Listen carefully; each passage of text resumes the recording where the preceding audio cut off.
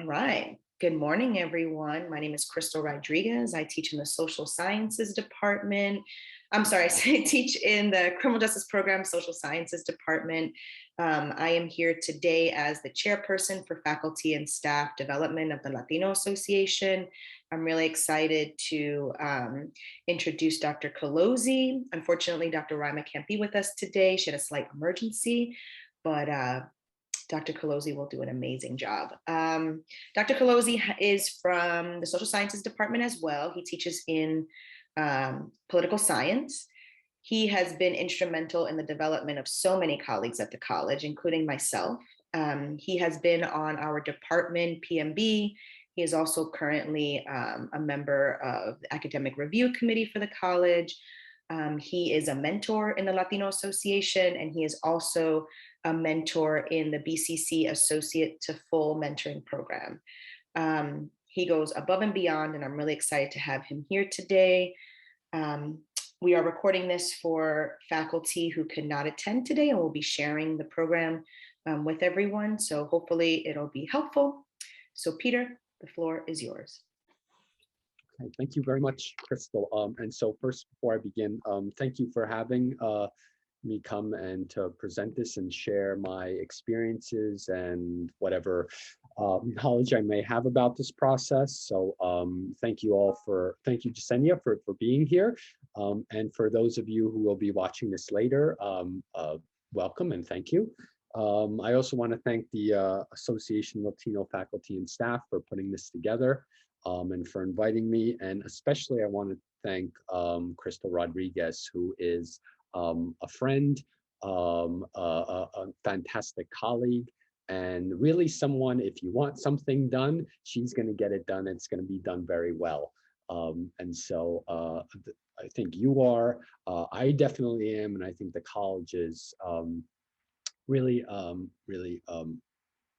should be very proud that they have her here. And I certainly am very proud that she's my colleague and friend. So I'll get started. So let's see here. Whoops. Okay. So first, before we sort of get into the details, if you will, of the process and the steps that you ought to really consider and pay attention to as you try to get promoted. First, I just want to go through just kind of who the actors in this process are. So those of you who wish to get promoted from assistant to associate professor, you will be submitting your CV and brief and supporting documents to your department PMB, which, as I'm sure you know, are the elected members from your department, along with your chairperson. Then when the department PMB takes its actions to support the promotion or even deny the promotion, then your paperwork goes up to the college PMB, which consists of all the chairpersons of each of the academic departments, plus the president and the vice president of academic affairs. There are additional administrators on the college PMB, but they don't have a vote. So typically, the president doesn't vote either, although he can. From what I understand, President Sekadegbi believes that he shouldn't be voting twice. So he doesn't vote at the college PMB, but he's certainly there for the deliberations and reviewing of the paperwork. So then there's a college PMB, and they, vote to support or not support the request. Then it goes to the Academic Review Committee, which consists of 5 faculty members who are of professorial rank. 2 of them are chosen by the college PMB, and 3 of them are elected by the college senate. And it's a 2-year term for these faculty who sit on the Academic Review Committee. I happen to be one of the members. I've been on it for almost a year now, and it's given me quite a perspective on this process. And so the Academic Review Committee votes to support the promotion request or not, and then it goes to the president. Now, I just want to really highlight that each of these actions, whether it's the department PMB, the college PMB, the academic review committee, these are all recommendations to the president. So, I mean, it's ultimately the president's call. So you should be mindful, of that. The process to get promoted to full professor, it goes to the college PMB, so it skips the department. So there are no actions in the department.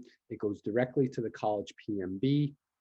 For promotion to full professor, you are, highly encouraged, and I would say definitely do it. Appear in front of the college PMB to make your case. That's very important, and I don't believe that it's required, but you really should do it. And then it goes to the academic review committee after the college PMB, has voted to support or not. Same deal with the academic review committee. The committee votes to support or not, and it's a recommendation to the president. Okay. The other thing I want to know, so the process is the same for whether it's full-time faculty or part-time faculty. So in terms of, the actors, are the same, and the expectations, for the most part, are the same in terms of the three legs of the reappointment, promotion, stool, teaching effectiveness, publications, and service. Okay. So those of you who may be adjuncts, you can click on the PSC adjunct rights and benefits brochure, and it has just a little bit of language, basically saying that adjuncts can be promoted.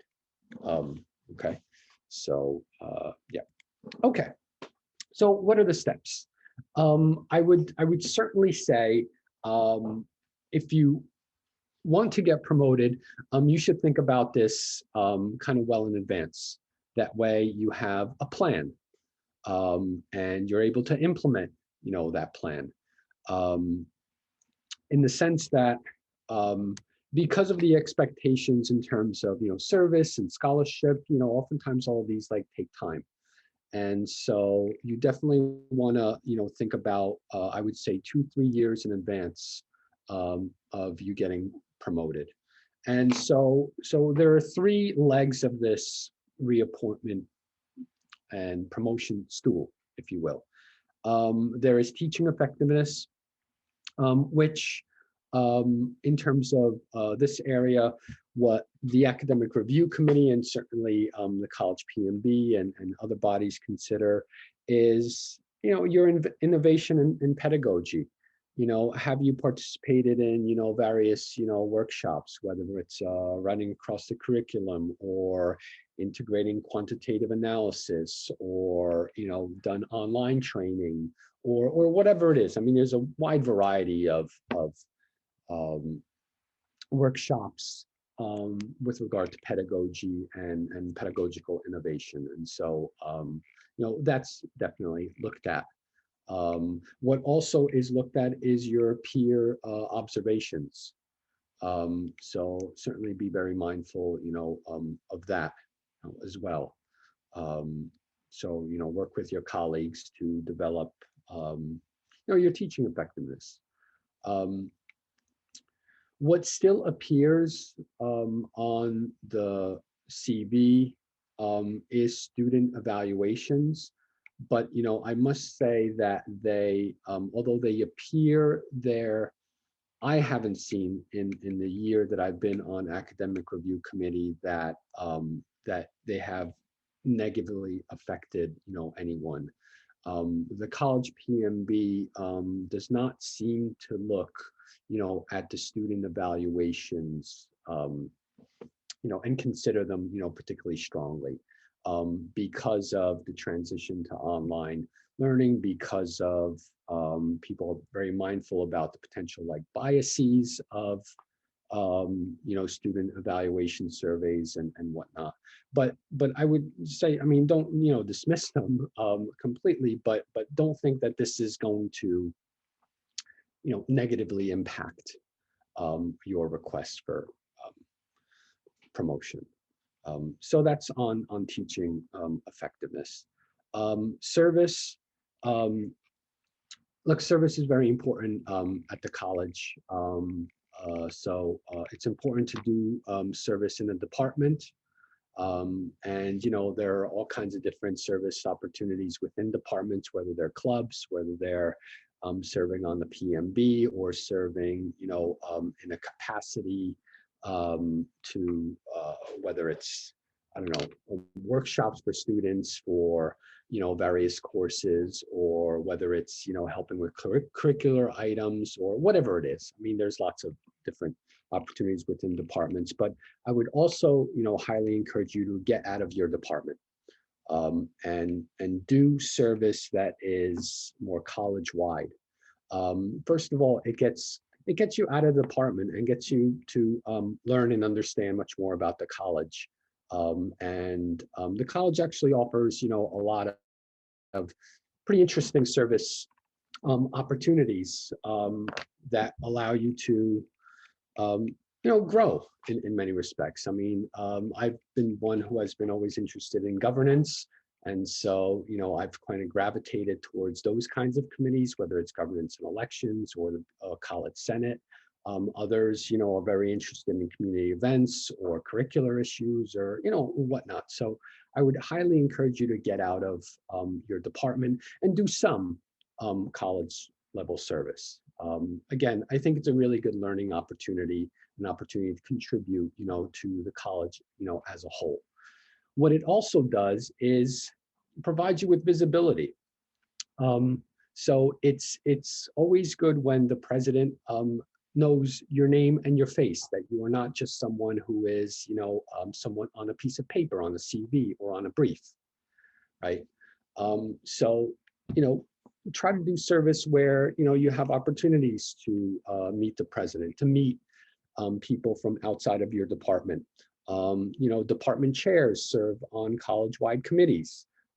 It's always good if a chairperson, who is not from your department knows you and can speak on your behalf, potentially in college PMB, because they know you from your service on, curriculum or governance and elections or the Senate or whatever it is, right? And I will say from personal experience, on the academic review committee, we do talk about this, where in the sense that there are some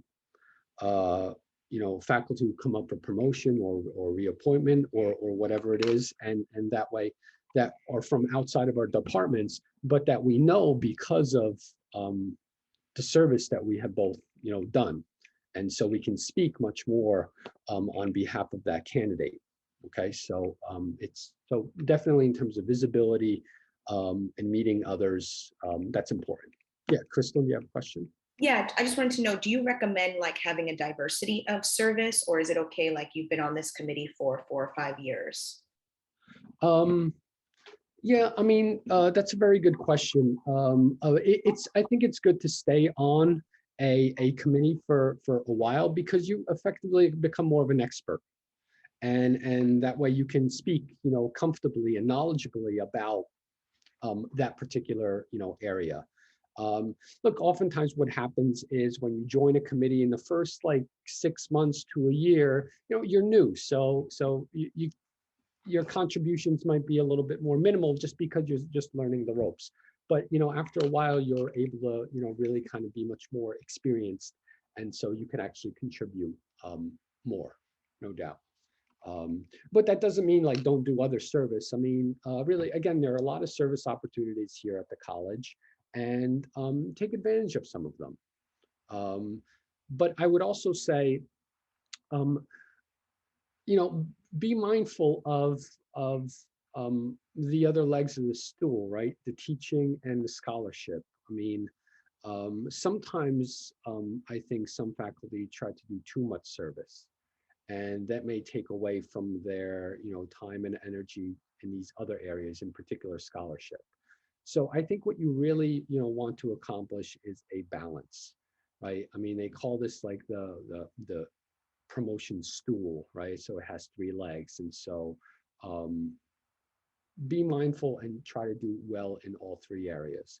Now, is it possible that, so have people gotten promoted that have sort of like one like really long leg, in particular scholarship, versus others? Yeah, yeah, that certainly does happen. But I think there's less, questioning or turbulence, if you have a nice balance, between the three. So yeah, I want to mention that. In terms of scholarship, um, so I know like the big question is, well, how many do I need um, uh, to get promoted? And there is no real like easy answer, to that. What I will say is that the college PMB does look at and does really want at least some peer-reviewed um, articles. So if you don't have, at least one or ideally more than one peer-reviewed, that's going to be problematic. So, and I say this because in, like, look, in some of our disciplines, this is, peer-reviewed is what is published. In other disciplines, where creative works, also count for scholarly output, or in disciplines where they're more sort of like popular, if you will, publications, whether it's in magazines or newspapers or journals that may not be peer reviewed. I mean, all this certainly counts, right? It counts, but if you just have publications that are not peer reviewed, that's going to make it more difficult. So certainly have some peer-reviewed publications for promotion.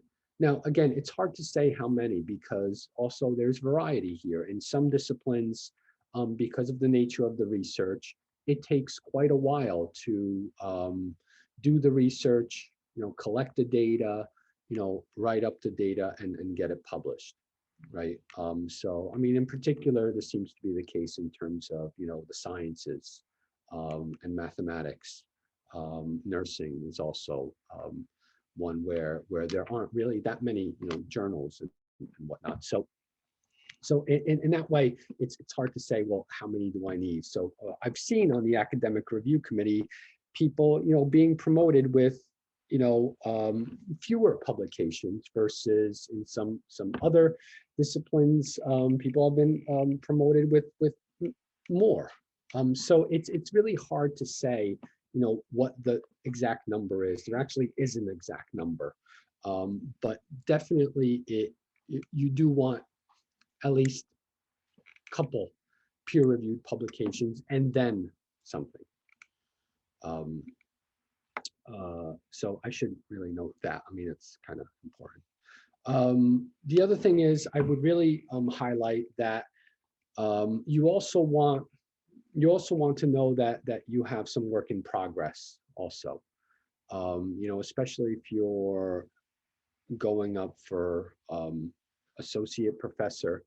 The college PMB and elsewhere, they do look for not only what you've accomplished, but that you're still, you still have an ongoing, agenda. So I think you do want to also consider, having, another project like in the pipeline going forward. And that's a really good thing too, because I mean, ultimately, you shouldn't, sort of think about just wanting to get promoted to associate professor. You should want to get promoted to a professor. And so, and it's always good to keep momentum, as you're, getting promoted. So again, sort of like the goals, should be relatively in a reasonable amount of time after you get promoted to associate professor, you should, consider and work on getting promoted to full. Okay. So I wanted to note that in terms of the three legs of the promotion stool, if you will. Be mindful of the college promotion guidelines. So I have the link there. It's on the BCC College, website. They give, some, again, guidelines, nothing specific really, in terms of what the expectations are, but sort of like general sort of statements about what the expectations are when it comes to teaching effectiveness, service, and scholarship. I would also say throughout this process, and especially in the semester before you request a promotion, you should get an annual evaluation from your chairperson.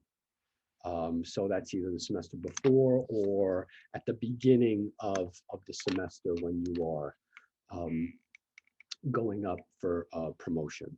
So promotion actions happen in the spring. So you want to get your, annual, either the fall semester before or early on in the spring before you submit your paperwork, obviously. Yeah, Crystal? Can I just ask, so would you recommend, like, let's say I want to go up for full in 2 years, that I could ask my chair every spring for an annual so that I have some? Yeah, Okay. yeah, absolutely. Yeah, Okay. yeah, absolutely. Yeah, you could. But definitely right before you go up, you want an annual evaluation from your chair. And ideally, I would argue you also want a teaching observation, from your chair. This way also, like, it gives your chair also some experience with you, right? So they can speak knowledgeably about you, including about your teaching and scholarship, and service and whatnot. So I would suggest, I know there's kind of a lot of work, on chairs, and in some departments they, divvy it up to the department PMB and whatnot, and it's all fine, but certainly get a teaching observation, ideally from your chair, I would argue. Maybe some would disagree with that, but it's kind of my perspective on it, and certainly get that annual evaluation. Would you recommend, like, let's say I'm thinking the 3-year plan that you suggested, like a year and a half in, ask for a teaching observation, and then also the semester that you're going up, like to have at least 2, or do you think 1 is sufficient right before? Because I'm thinking maybe someone has waited 5 years before they went up for full, or 3 years. So is it okay just to have 1 teaching observation within that span of time? I've seen it differently. Yeah. So I mean, some faculty, ask for a teaching observation more than 1 in that sort of like time span. But definitely you want 1 that's kind of like near the time when you're asking for the promotion.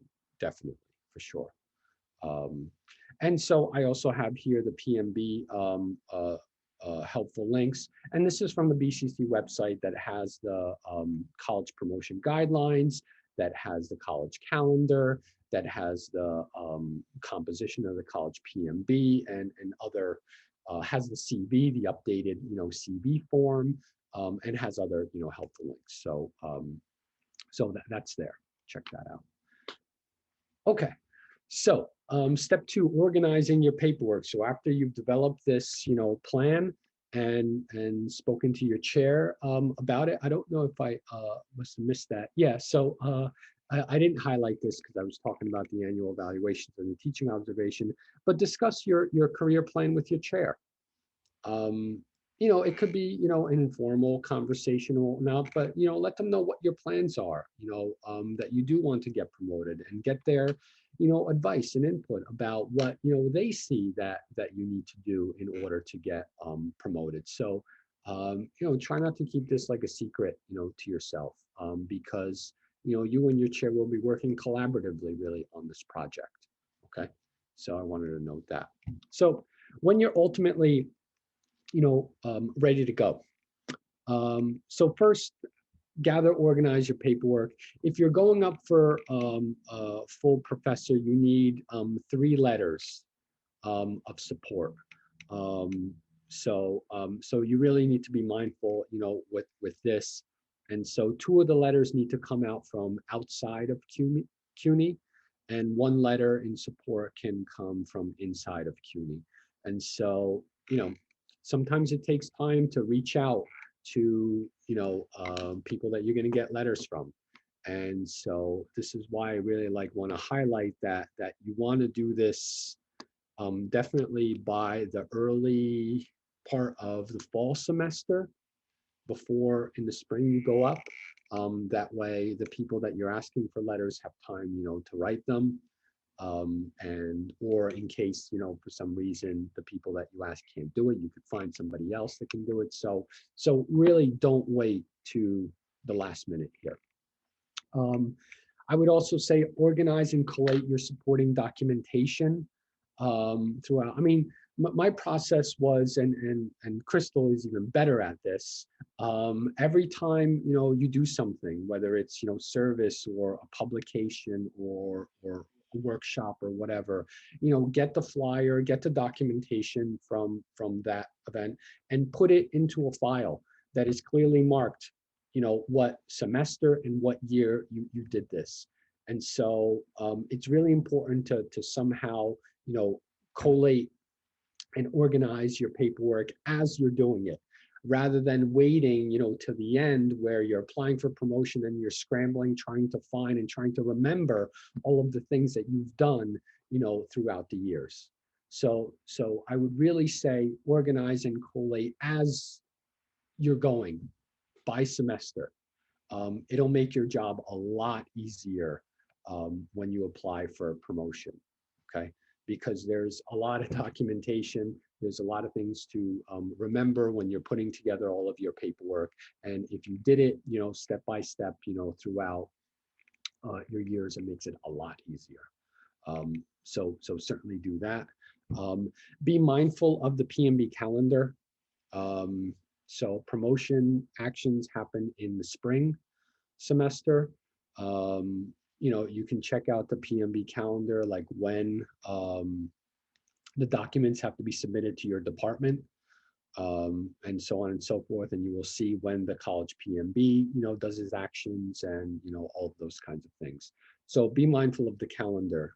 So if, on April 1st, you decide, oh, I want to go up for promotion, well, it's too late. You're going to have to wait a year. Again, be mindful of the college calendar because promotion actions happen in the spring, and typically the paperwork has to be submitted to your department PMB. I forget, like late January, early February or so. Again, have a look at that. Submit your paperwork, on time, obviously. So that's with that. Easy. Okay. The CV and brief.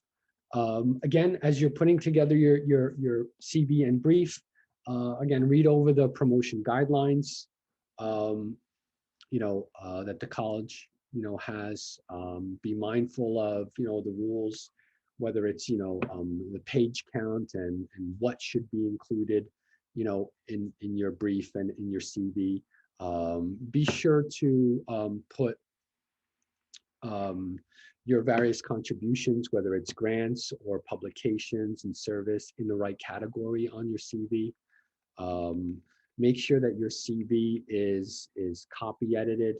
Make sure that it has the same font everywhere. Make sure that everything's spelled correctly and that it sort of like is formatted well and it lines up well. Because like frankly, I mean, this is real. The CV is really the document that one's eyes goes to first. Okay, in terms of at the academic review committee, and elsewhere. So you do want this document to look good, and that really expresses all the things that you have done. And you don't want to be kind of like sloppy. Because that kind of like reflects a little poorly on you. So just be mindful of that. Yeah, Crystal. Peter, a recommendation that you have provided over the years has been to ask a colleague just to quickly read over the paperwork. That was super helpful. And then you've done it for me, Brandi's done it for me, and then I've paid it forward with junior faculty. So that's super helpful within your department or even someone outside of your department. I think that was a great recommendation. Yeah, thanks. Yeah, absolutely. And I think that's really important. I mean, we're academics, so we know this because look, this is why there's a peer review process. Also, this is why copy editors are employed. throughout the world. And so, oftentimes when we write something, it might make sense to us, or we might not see something that giving it to others, do that. And it's the same thing applies here. So absolutely share your CV and brief with, some people in your department, whose opinion that you value, or outside your department, or whatnot. So, but definitely have another set of eyes on it, for sure, for sure. Um, I would also say, so again, like with the CV, I mean, again, that's really important. You do want it to be, well organized, well formatted, copy edited, and all that, because it is, again, the first document that, people read over and reference, as they're, talking about your request. Um, I would say write up your brief early. That way you have time to share it with others and get a copy edited, from others, who could give you feedback, and input. So again, this is, don't wait. So to the end. So I would say do this in November, December if you're applying for promotion, in the spring.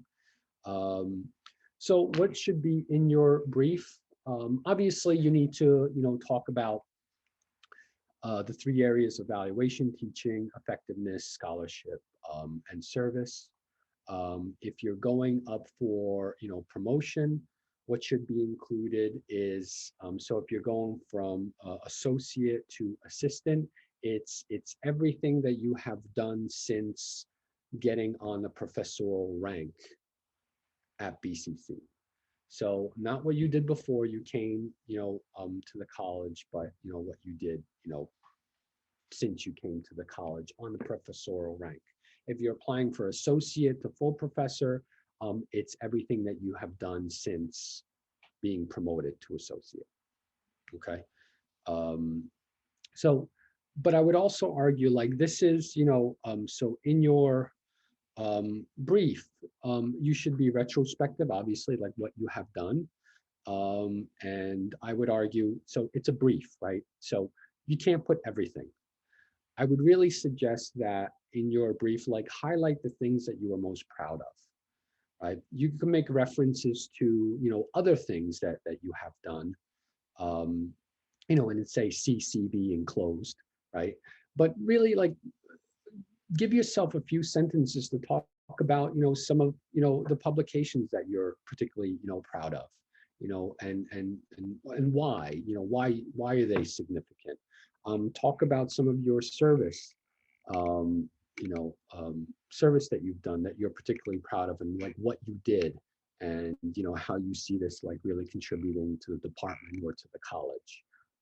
So I don't think like you need like a whole list of everything that you've done, because that's already in the CV, right? So the brief is really, something that like you could really frame yourself, if you will. So certainly go retrospective. Also towards the in each of the categories, go prospective about the things that you would like to do, after you get this promotion, right? So things that you're working on in terms of your scholarship, things that you look forward to in terms of service and, teaching. So go prospective, also. I would say also don't go negative. Um, so I would argue, don't write why you couldn't do something. Go positive, go retrospective, and go prospective, and frame yourself. I mean, this is your opportunity, especially if you're going up for assistant to associate, because there is no PMB appearance. Here, this is your opportunity to frame yourself. What are your strengths? How are you making a unique contribution to the college community? Okay, so it's it's really about framing about like the kind of like candidate, like you are, if you will. What makes you kind of an individual, and how have you contributed, to the community, right? And try to use, and Crystal is excellent at this, use the language that's important to the college community and the administration. Things like retention, graduation rates, the language, the various college initiatives, the language that the college user, administration, uses, and the metrics, that are important to them, also. So try to frame yourself in this kind of way. Obviously, you do these things, so it's not like you're making anything up, but it's important to use that language. And so you can pick up that language in, the reappointment guidelines and the promotion guidelines. You can use that language in, from college, communications, emails, from the strategic plan, and, the mission statement, and, all of this. So, look into that as well. And yes, Crystal. Sorry, I didn't mean to, you might talk about it, but okay, so you have your CV, which might be like 20 pages long, and then you have your brief that can only be 3 pages long. So you're saying like highlight, what you're proud of in those 3 legs. When you're going up, let's say for full, and you're doing your presentation, should you talk about more information that you didn't highlight in your brief because you've already highlighted that in your brief? What do you recommend? Yeah, I mean, when you go up for full, this is when you appear in front of the college PMB. Again, don't do a list of all the things that you've done. Again, that's in the CV. Again, it's a real, so this is a really great opportunity to verbalize framing yourself, the things that you are really proud of, and why you think these have been real contributions, to the college. So yeah, it's a good question. In terms of your speech, it's again like framing yourself. I mean, and you're selling yourself, right? I mean, so really, right, think about it like that, that you are really making a pitch, so yeah, I mean, don't do lists, because it's boring first, and secondly, like your own, like really like unique, contributions don't really come out, as well, like with lists.